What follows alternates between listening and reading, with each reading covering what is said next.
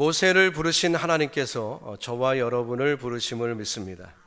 모세는 떨기나무 가운데 부름을 받았습니다. 그러나 우리는 어떤 모양으로든 조금씩 다르겠지만 각자마다 그러나 어떤 모양으로든 주님의 부르심을 받았습니다. 이 calling, 부르심, vocation이라는 그 표현은 신학적으로 두 가지의 의미로 우리가 생각을 하죠. 첫 번째 부르심은 우리가 구원받는 자리로, 하나님의 자녀로 부르심을 받는 것이고, 두 번째는 사역으로, 하나님이 내게 맡겨주신 사역으로의 부르심을 또한 우리는 콜링이라 이렇게 부릅니다. 그래서 미국에서도 직업학교를 보케이셔널 스쿨이다 이렇게 부르죠. 그게 성경적인 그 신학적인 의미가 있는 영어의 표현이기도 합니다. 사실 우리는 구원을 받았습니다. 이제 구원을 받았다면 이제 사역으로의 부르심이 있죠. 하나님이 거저 부르신 게 아니거든요. 하나님의 나라의 일꾼으로 우리를 부르셨습니다. 모든 주의 백성은 예수님의 제자입니다. 모든 족속을 제자로 삼으라고 했으니까 구원받은 사람은 제자예요. 제자라면 쓸모 있게 하기 위하여 주님이 부르신 제자라는 것이죠. 그렇다면 어떤 모양으로든 우리는 하나님을 섬기는 것이 옳은 것입니다. 자, 지난주에 우리는 21분의 임직자를 세웠습니다. 그렇게 부름을 하나님은 그들에게 허락하신 것이고, 그분들이 부름받아 이제 사명을 감당하는 것이죠. 그래서 이 부분을 우리가 오늘 한번 생각해 보려고 합니다. 자, 모세를 통해서 우리 보려고 하는데요. 모세의 인생을 40년씩 나누면 정확하게 세 부분으로 나눠지죠. 왕자로서의 40년, 목동으로서의 40년, 그리고 이스라엘 지도자로서의 40년, 이렇게 120년의 삶이 3등분으로 나눠집니다. 오늘 이제 첫 번째 우리가 먼저 생각하고자 하는 것은 그 부르심, 모세를 부르신 그 시기가 어떠하였는가를 우리가 살펴보면서 저와 여러분을 부르시는 하나님의 그 시기도 한번 이렇게 비교해 보고자 하는 것입니다. 하나님께서는 이스라엘의 고통을 아셨습니다. 출애굽기 2장 23절에 보니까 여러 해 후에 애굽 왕은 죽었고 이스라엘 자손은 고역으로 인하여 탄식하며 부르짖으니 그 고역으로 인하여 부르짖는 소리가 하나님께 상달된지라, 이렇게 말씀했습니다. 영어로 보니까 their cry for help, 자, 도움을 요청하는 울부짖음이 하나님께 도달됐다라고 했습니다. 자, 하나님께 도움을 요청한 것입니다. 자, 이스라엘 백성들이 이제는 충분히 겸손해졌다는 거죠. 자신들의 능력은 아무것도 할 수 없음을 깨닫게 된 것입니다. 바로 그때가 모세가 부름받아 그 백성을 영도하는 그때였던 것입니다. 과거 모세도 그랬지만 우리도 종종 오해하는 그런 부분이 있습니다. 모세는 자기가 하나님의 편에 서서 하나님을 위하여 열심히 자신을 불태우면 하나님이 기뻐하시고 하나님이 좋아하시겠지, 그렇게 생각을 했죠. 근데 그게 아니라는 것입니다. 그 결과 어떻게 됐죠? 하루도 채 불을 지피지 못했습니다. 하나님께서 불꽃을 태워주시지 아니하면 우리 스스로 태우는 불은 그저 하루밖에 지나지 못한다는 것이죠. 여러 신앙이 있다고 하는 분들이 왜 번아웃을 할까요? 그 번아웃하는 이유는 바로 스스로를 불태우고 있기 때문에 번아웃하는 것입니다. 엘리야를 보십시오. 하나님이 하신다고 믿을 때 그는 능력 있게 그 하나님의 맡겨주신 일을 담대하게 감당했어요. 그렇지만 자신이 한다고 생각할 때 그는 두려움이 엄습했고 나만 홀로 남았으니 하며 목숨을 걷어가 달라고 죽기를 간구한 적이 있습니다. 새로 우리가 깨달음이 있어서 하나님께 헌신하고 싶은 그런 마음이 들 때 우리가 열심을 내죠. 열심히 집회를 참석하기도 하고 열심히 헌금도 드리고 열심히 봉사도 하고 뭐 그럽니다. 자, 근데 시간이 지날수록 왠지 모르게 그것이 연속되지 못하고 짜증이 나고 멈춰지는 그런 일이 생겨요. 왜 그렇죠? 재고가 바닥이 난 것입니다. 힘이 나는 것이 아니라 오히려 피곤해지고 또 그런 연약해지는 신앙생활을 하고 맙니다. 그것을 신앙생활을 더 이상 안 할 수는 없죠. 그러면 안 된다는 것을 지식적으로 알기 때문에 지속적으로 그래도 예배도 참석하고 뭐 하긴 하는데 보면은 삶의 에너지가 다 소진되어서 고갈한 그런 상태에서 살아가는 경우들이 종종 있습니다. 간혹 신앙생활이 무엇이냐 이렇게 물을 때 우리에게 넌센스가 하나 있는데, 그것은 예배 참석하는 것, 집회 참석하는 것, 기도에 참석하고 기도하는 것, 성경 공부하는 것, 이런 것들이 신앙생활이라고 생각을, 여러분도 혹시 그렇게 하고 있습니까? 하고 있는 분들이 상당히 많습니다. 그런데 그게 아니죠. 그거는 신앙생활을 하기 위한 준비입니다. 참된 신앙생활을 어디서 하는 것입니까? 일상생활에서, 가정생활에서, 일터에서, 평시의 만남에서 신앙생활이 이루어지는 것이고요. 우리가 성경 공부를 하거나 집회를 참석하고 기도에 참석하는 이유는 그 일상생활에서 신앙생활을 하기 위하여 준비를 하고 또 공급을 받는 시간이 바로 그런 거죠. 여러분, 우리가 밥을 왜 먹습니까? 물론 미식가들도 있습니다만은 그건 요즘 편한 시대에 하는 얘기고요. 사실 우리가 밥을 먹는 이유는 힘을 얻으려고, 일을 하려고 먹는 건 아니겠습니까? 먹는 그 자체가 목적이 아니죠. 오늘 하나님의 뜻에 맞게 살려고 할 때 우리가 기도와 말씀이 필요한 것입니다. 에너지 근원이라는 것이죠. 자, 자동차를 타는 사람 한번 비교해 봅시다. 가스를 주유합니다. 근데 가스 주유하는 재미로 차 타는 사람 있습니까? 그런 사람 아무도 없어요. 목적지를 가기 위해서 이 자동차를 쓰려면 가스 주입을 해야 됩니다. 그렇기 때문에 가스 주입을 하는 거죠. 다만 가스 주입을 꽉 차게 하면 기분이 어때요? 좋지요. 이제는 꽉 찼으니까 내가 가고 싶은 곳 마음대로 갈 수 있다. 그런 마음 주는 것과 마찬가지로 예배의 은혜의 충족은 그 정도 수준이라는 것입니다. 우리가 성경 공부를 해서 은혜를 받는 것은 그 정도 수준이죠. 마치 가스를 삐리럽 했을 때의 그 충만이 내게 기쁨이 되는 것처럼 그 수준이라는 거예요. 그러면 충만했으면 그 다음부터 어떻게 해야 됩니까? 신나게 자동차를 몰고 나가는 거죠. 가정생활에서, 일상생활에서 그 채워진 말씀이 흘러나오는 것이고 채워진 기도가 흘러나오는 것, 바로 그것이 우리의 참된 신앙생활이라는 것입니다.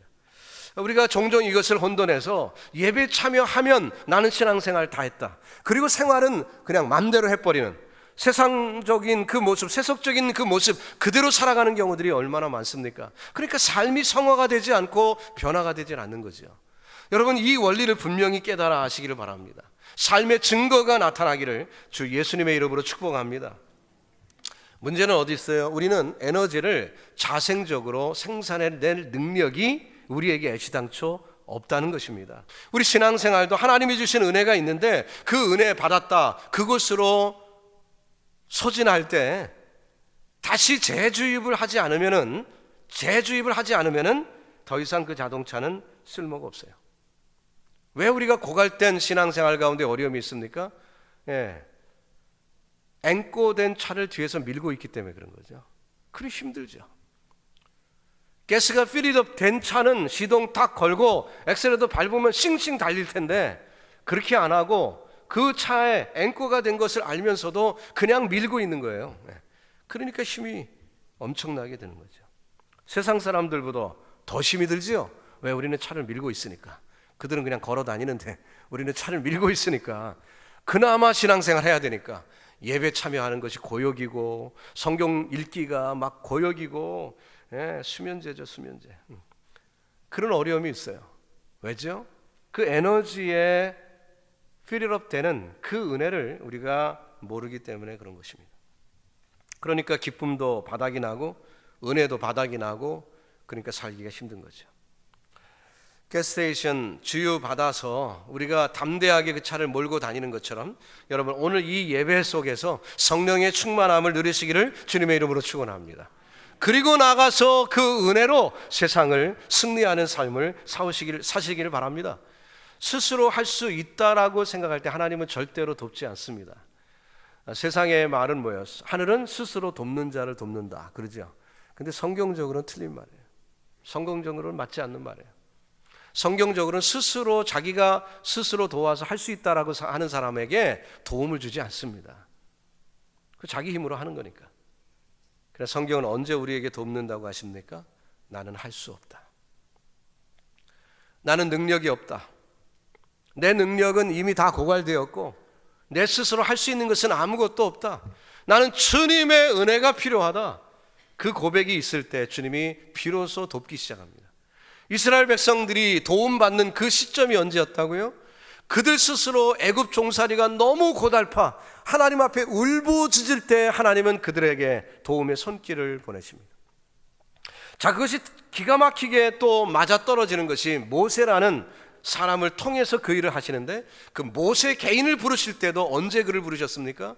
모세 스스로 아무것도 할 수 없다라고 느끼는 그 순간에 하나님은 그를 부르셨습니다. 11절 말씀을 보니까 모세가 하나님께 고하되 내가 누구간데 바로에게 가며 이스라엘 자손을 애굽에서 인도하여 내리까. 내가 누구간데, I'm nobody, 나는 아무것도 할 수 없는 사람입니다라고 할 때 하나님은 그를 somebody, 할 수 있는 능력 있는 자로 만들어 주신 것입니다. 출애굽기 3장 8절에 보니까 내가 내려와서 그들을 애굽인의 손에서 건져내고, 그렇게 말씀합니다. 내가 내려와서, 누가요? 여호와 하나님이 내려오셔서 그 일을 하신다. 즉 출애굽의 사건은 하나님이 하신 것입니다. 하나님이 하신 것입니다. 여러분, 저와 여러분의 삶 속에서도 우리의 삶에 주님의 도우심과 인도하심이, 우리를 이끄심을 체험하기를 바랍니까? 하나님이 나를 찾아오시고 하나님이 나를 인도하시는 그 경험이 있기를 주님의 이름으로 축복합니다. 그 하나님을 믿으시기 바랍니다. 이스라엘의 능력도 아닙니다. 우리의 능력도 아닙니다. 모세의 능력도 더더군다나 아닙니다. 하나님이 하심을 믿기를 주님의 이름으로 축복합니다. 그동안 우리는 얼마나 우리 자신이 가지고 있었던 자원을 동원해 봤습니까? 있긴 있어요. 하루 정도 불 때울 그런 불쏘시개 정도는 우리에게도 있어요. 그러나 그것 동원해 봤자, 그건 노력해 봤자 잠시뿐이고 그것은 순간 잿더미로 변하고 마는 것입니다. 스스로의 노력으로 모세가 한때 민족을 한번 일으켜 보려고 했던 그런 때가 있었죠. 그렇지만 그것은 절망만 가져올 뿐이었습니다. 좌절만 가져올 뿐이었습니다. 성경의 위대한 인물들을 보십시오. 기독교의 역사에 등장하는 수많은 인물들을 보십시오. 공통점 다 보이는 것은 그들 모두가 절망이라는 학교를 수료했다는 거예요. 절망의 과정을 통과했다는 것입니다. 그 한계점을 경험하면서 자신은 할 수 없다, 그래서 하나님께 의지한 사람들이 바로 성경의 위대한 인물들이 된 것이죠. 모세의 실패, 40년 전에 그의 실패는 이제 출발의 가능성을 보이기 시작하는 그 학교에 입학하는 수준이었어요. 그리고 40년을 그 학교를 다닌 거죠. 그래서 과거 40년 전에 자기가 해보려고 했지만 실패했던 그 경험, 그리고 40년 동안 아무도 알아주지 않는 이 광야에서 그저 목동 생활, 양이나 치고 있는, 양의 똥이나 치고 있었던 그의 삶 가운데 이제는 왕자의 모습은 그 어디도 없습니다. 냄새나는 목동의 모습밖에 없어요. 근데 그것이 확인된 순간 이제 자격을 얻게 되는 것입니다. 바로 이것이 아브라함이 자격을 얻은 때였고요, 야곱이 자격을 얻은 때였고요, 엘리야도 절망적인 실패였으나 그가 자격을 얻은 때가 그런 때였고요, 이사야도 입술이 부정한 자로다, 그 고백이 있을 때 주님이 그를 불러 사용을 하십니다. 우리가 세상적으로 파산 선고, 하나님 앞에 선 파산 선고가 우리에게 있어야만 이것이 축복의 비결이고 하나님의 쓰임받는 승리의 비결인 것입니다. 모세도 그것을 미리 안 것은 아니었습니다. 그는 스스로 완전히 낮아졌습니다. 이제는 소망이 없다고 생각했습니다. 자신의 과거의 능력과 과거에 누렸던 이 모든 것, 재물도 많이 있었겠죠, 학식도 많이 있었겠죠, 구변도 있었겠죠. 자, 이는 지금은 아무것도 없어요. 광야 생활 40년,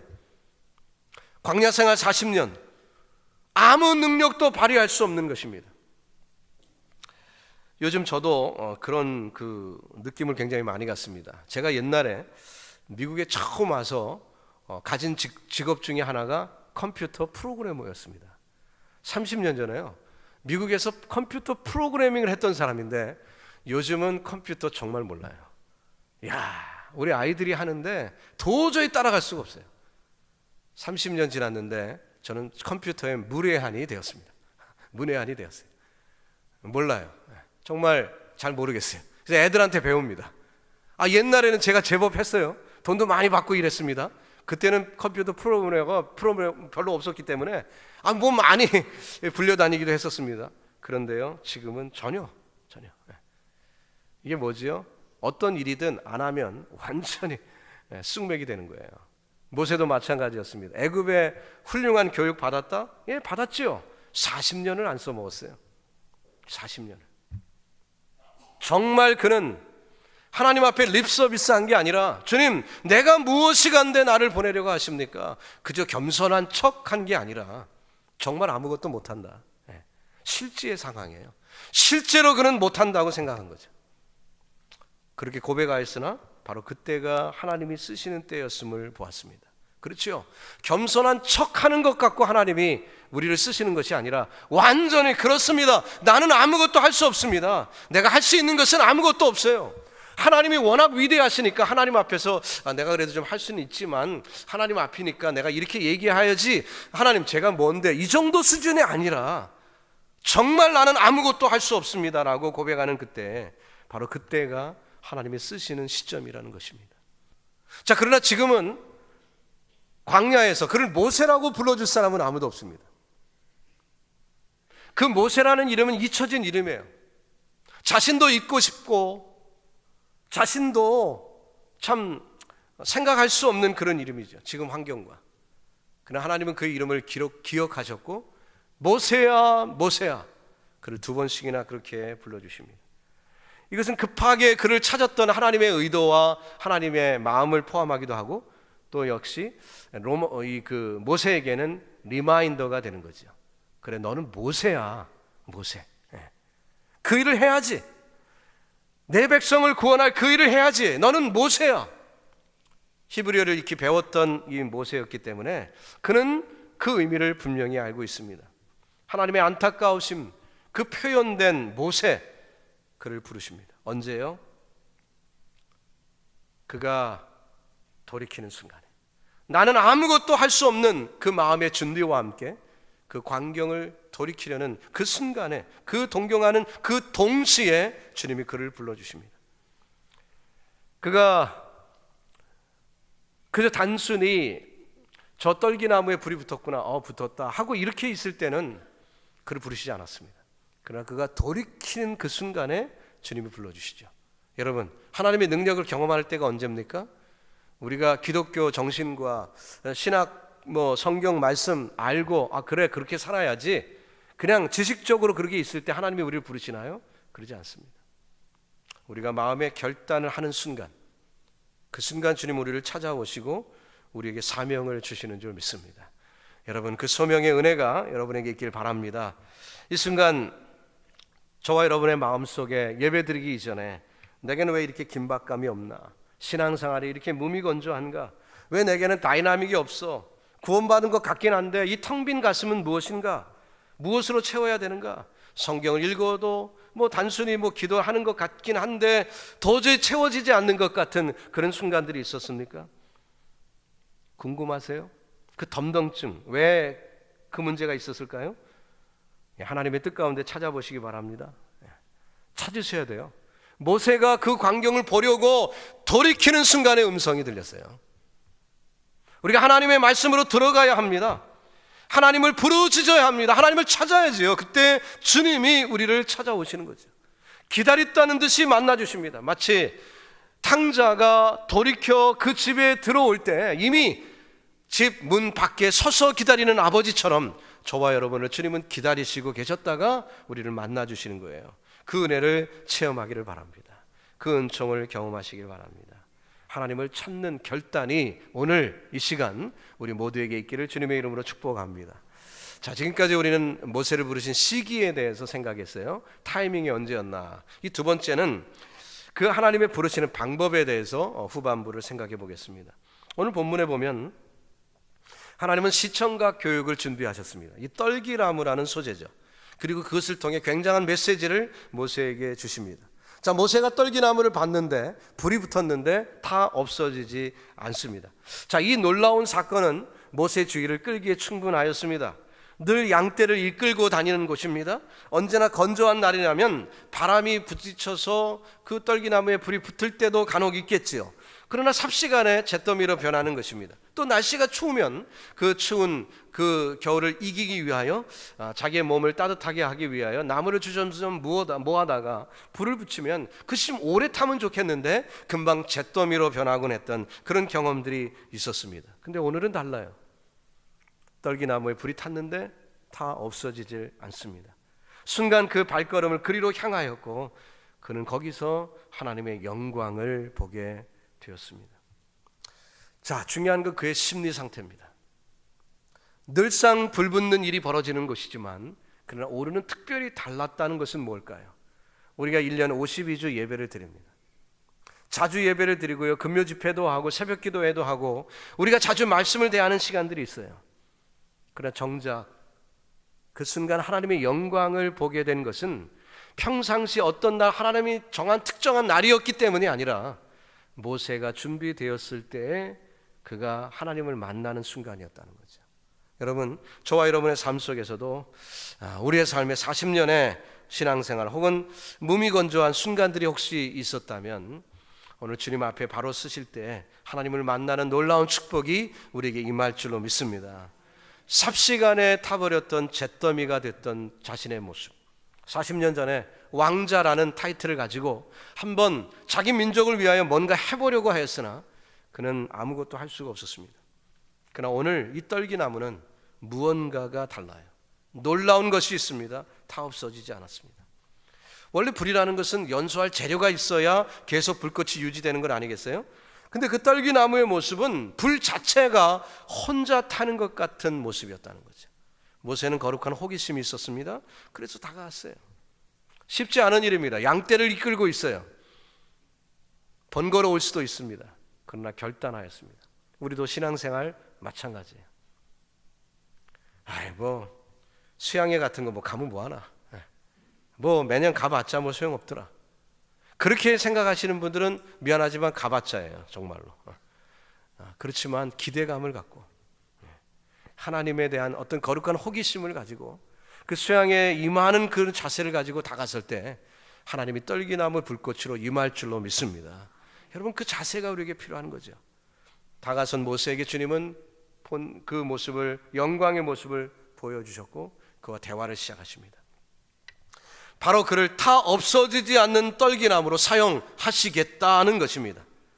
이미 자신의 부족을 철저히 체험한 모세였습니다. 그렇기 때문에 아까도 읽은 11절 말씀에 내가 누구간데 바로에게 갑니까? 내가 누구간데? 라고 그는 말했습니다. 나는 타 없어지는 떨기나무에 불과합니다. 나는 한 시간도 채울 수 없는 그런 떨기나무입니다. 그렇게 말했을 때 하나님은 네가 다 없어지지 않는 떨기나무가 될 것이다, 그렇게 말씀을 하신 거죠. 언제요? 그것이 언제 가능합니까? 12절 말씀을 읽습니다. 하나님이 가라사대 내가 정녕 너와 함께 있으리라. 너와 함께 있으리라. 내가 백성을 이 애굽에서 인도하여 낸 후에 너희가 이 산에서 하나님을 섬기리니 이것이 내가 너를 보낸 증거니라. 그 호렙산에 다시 서는 날이 올 것이다. 임마누엘, 그 능력으로 하나님이 하실 것이라고 말씀했습니다. 떨기나무에 지나지 않는 우리를 영원히 불태울 수 있는 비결은 다른 것이 아니라 하나님이 저와 여러분과 동행하시는 것입니다. 우리와 함께 하실 때 그 일이 가능한 것입니다. 이런 사람이, 에너지의 근원을 올바로 깨달은 사람이 창조의 섭리에 맞게 사는 것이고, 그런 사람이 하나님의 신성한 도구가 되어 쓸모 있게 쓰임을 받는 것입니다. 하나님이 쓰시는 이 소명으로의 부르심은 바로 그런 자들에게 임하는 것이죠. 모세는 과거 40년 전 자기의 숲을 자랑했던 사람이었습니다. 자기의 어떤 능력과 자기의 재주, 자기가 가지고 있는 물질, 이런 것들을 자랑했겠죠. 그것은 결국 타 없어지는 나무에 불과한 것입니다. 그러나 이것들이 창조주를 대신할 수 없었던 것을 그는 깨달았고, 이제는 자신이 아니라 하나님이 하신다는 그 깨달음 속에서 이제 떨기나무, 그러나 주님이 태워주시는 떨기나무, 그 은혜를 가지고 이스라엘 백성들에게 나아간 것입니다. 사랑하는 성도 여러분, 저와 여러분이 아직도 뭔가 할 수 있다고 생각합니까? 이 미국 사회, 오늘 현대 사회, 한국도 그렇고요, 교만을 부추기는 사회죠. 당신은 대단합니다. 당신은 훌륭합니다. 당신은 뭔가 할 수 있습니다. 당신은 유니크한 사람입니다. 그래서 우리를 띄워주는 세상의 모습, 맞습니다. 그렇죠. 그렇지만 성경은 오히려 우리 자신이 떨기나무에 불과하다는 것을 알기 전까지는 정말 유니크한 존재로서의 가치를 발휘할 수 없음을 말하고 있습니다. 그래요, 유니크하죠. 전 지구상에 나는 나 하나밖에 없으니까 누구든 내 위치를 리플레이스 할 수 없죠. 여러분의 가정에 아버지가 그렇게 미워도 그 아버지의 위치를 다른 사람으로 바꿔놓을 수는 없습니다. 여러분의 아내가 여러분을 그렇게 속삭여도 그 아내의 위치를 다른 사람으로 리플레이스 불가능합니다. 불가능해요. 그 사람은 그 사람일 뿐이에요. 우리는 우리일 뿐입니다. 그렇기 때문에 우리는 유니크한 존재 맞습니다. 그러나 이 떨기나무 같은 존재가 하나님 앞에 온전히 쓰임받기를 원한다면 나는 아무것도 할 수 없다는 그 고백이 있을 때만 하나님 앞에 쓰임받을 수 있습니다. 여러분, 그것을 인정하시기를 주님의 이름으로 축복합니다. 하나님께 맡기세요. 여러분은 정말 하나님만 필요한 존재 아닙니까? 나는 세상 모든 거 필요 없고 하나님 한 분으로 만족합니다. 그 고백이 우리에게 있기를 바랍니다. 주 안에 기쁨 누림으로 마음의 풍랑이 잔잔하니 세상과 나는 간 곳 없고 구속한 주만 보이도다. 이것이 나의 간증이요 이것이 나의 찬송일세. 나 사는 동안 끊임없이 구주를 찬송하리로다. 내 안에 하나님이 계심을 깨닫고 주님이 나와 동행하심을 깨닫는 순간 세상 풍랑 다 잠잠해지고 구속한 주님만 보이는 놀라운 축복 임할 줄로 믿습니다. 하나님의 능력과 권세는 저 멀리 있는 것이 아닙니다. 임마누엘, 주님과 동행하는 순간 저와 여러분의 힘이 되고 저와 여러분의 능력이 되는 줄로 믿습니다. 우리의 몸이 하나님이 기뻐하시는 산제물, 거룩한 산제물로 하나님 앞에 드려지기를 바랍니다. 그럴 때 주님과의 임마누엘의 관계 하나님이 하시면 될 줄 믿습니다. 보잘것없는 떨기라도 좋습니다. 하나님 것이면 하나님이 쓰시는 거죠. 모세 80세에 부름 받았어요. 80세. 그 연세에 부름을 받았습니다. 기억하십시오. 80세입니다. 스스로 도저히 아무것도 할 수 없다는 그 나이에 부름을 받은 거예요. 여러분과 저의 삶 속에서도 예외 없이 하나님 앞 떨기나무 앞에 서는 우리 모두가 되어서요 주의 이끄심을 받고 하나님께 영광 돌리는 복된 성도들의 삶이 다 되기를 예수님의 이름으로 축복합니다. 기도하겠습니다.